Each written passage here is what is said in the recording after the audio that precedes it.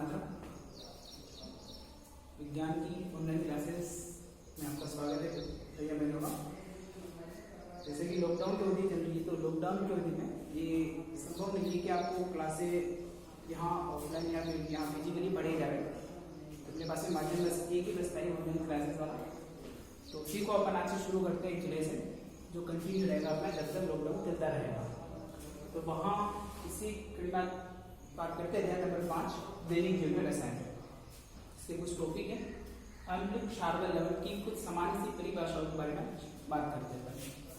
अगर अम्ल की बात करें कि अम्ल किसे बोला गया है, तो अम्ल के बारे में जो सामान्य जो गुणधर्म है, तो ये अम्ल सामान्य बोला जाता है खट्टे पदार्थों को।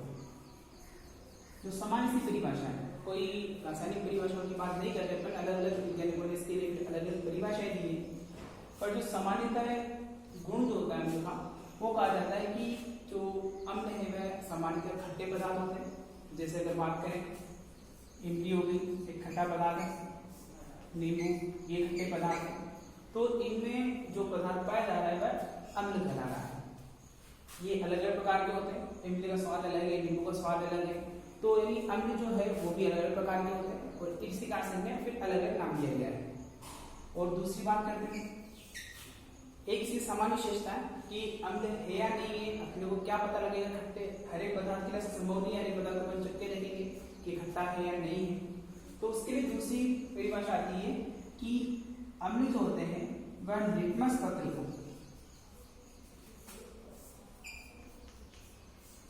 लिटमस पत्र जो नीले रंग का आता है, वह अम्ल की उपस्थिति होने पर इस नीले रंग को यह लाल रंग में बदल देता है।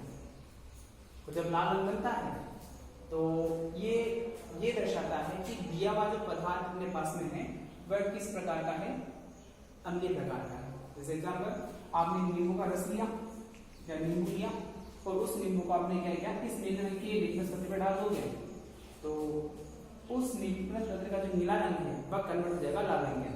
तो यह शो ये करेगा कि उस नींबू के रस की जो प्रवृत्ति है वह उस अम्लीय प्रकार की है, अम्ल है। अब बात आती है कि लिटमस पत्र है क्या चीज है। तो ये लिटमस पत्र एक वृक्ष की छाल से निर्मित है जो किसी भी पदार्थ की अम्लीय या क्षारीय प्रकृति का निर्धारण करता है। और वो पदार्थ जो किसी भी अन्य पदार्थ के अम्लीय गुणों या क्षारीय गुणों को दर्शाते हैं, उसके लिए अपन एक शब्द यूज करते हैं, सूचक। तो एक नई परिभाषा आती है सूचक वाली, जो कहते हैं कि सूचक किसे बोला गया है। तो सूचक वे पदार्थ होते हैं जो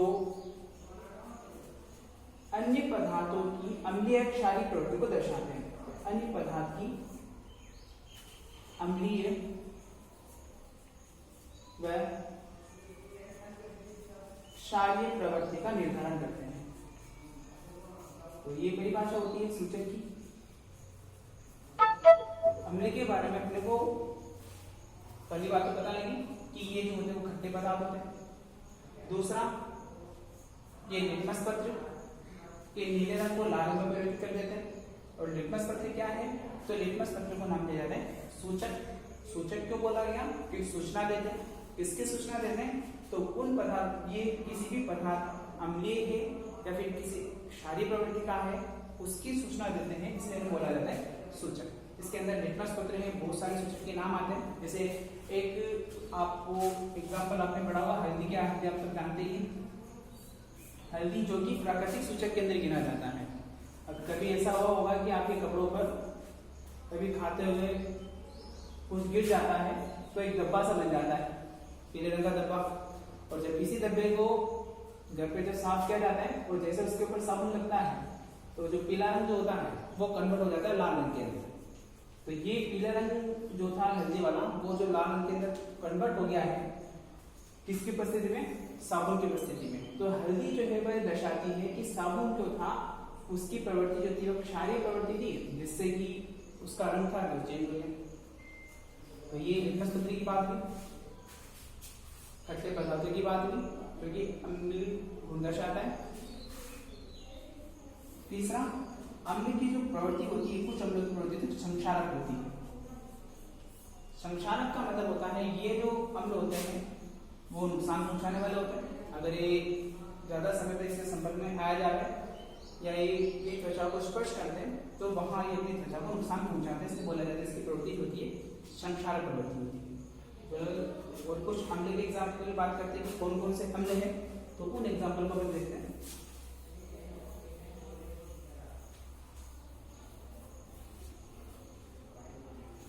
एग्जाम्पल के अंदर हाइड्रोक्लोरिक अम्ल HCl, जिसका उपयोग इसका तनु विलयन बनाकर इसका उपयोग घरों के अंदर टाइल्स को साफ करने में किया जाता है।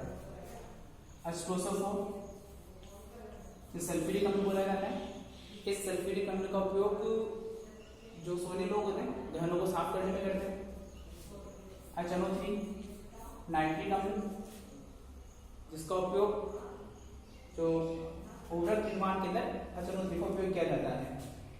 CH3 सिरेबोलोज, एसिटिक अम्ल, जिसका उपयोग सिरके के रूप में किया जाता है। जो बाजार के अंदर आप देखते होंगे जो अचार आते हैं उनका जो खट्टापन होता है वो इसी एसिटिक अम्ल सिरके के कारण से होता है। तो ये कुछ अम्ल के एग्जाम्पल। तो अम्ल की जो डेफिनेशन, जो स्वाद में खट्टे होते हैं, संक्षारक प्रवृत्ति होती है, और जो लिटमस पत्र जो है सूचक जो है उसके रंग को नीले से लाल कर देते हैं। फिर बात है क्षार की।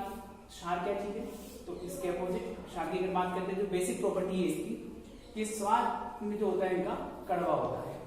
तो ये जो होते हैं कड़वे स्वाद वाले होते हैं। अब कड़वे स्वाद में जो जो आती हुई चीजों की बात करते हैं, जैसे नीम कड़वा है, करेला भी कड़वा है। तो ये जो और भी आपको याद आते हैं वो सारे किसके एग्जाम्पल है, क्षार के एग्जाम्पल है। तो इसकी बेसिक प्रॉपर्टी होगी जो स्वाद में कड़वे होते हैं वो क्षार की श्रेणी के अंदर आते हैं। और उनकी बात करें तो इनका स्पर्श होता है कोमल होता है, नरम होता है।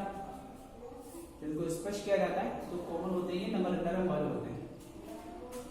नेक्स्ट वाला, ये जो लिटमस पत्र होता है कौन सा वाला, कि अगर लिटमस पत्र लाल हुआ और इस लाल लिटमस पत्र पे अगर ये क्षार डाल दिया जाए तो उस लिटमस पत्र का जो रंग है लाल से कैसा बन जाएगा, नीला बन जाएगा। नेक्स्ट प्रॉपर्टी, ये भी संक्षारक प्रवृत्ति के होते हैं, यानी अगर इसके संपर्क में ज्यादा रहोगे तो ये त्वचा को नुकसान पहुंचाता है। तो तीन प्रॉपर्टीज की बात की, कीवर्ड्स की बात करते हैं।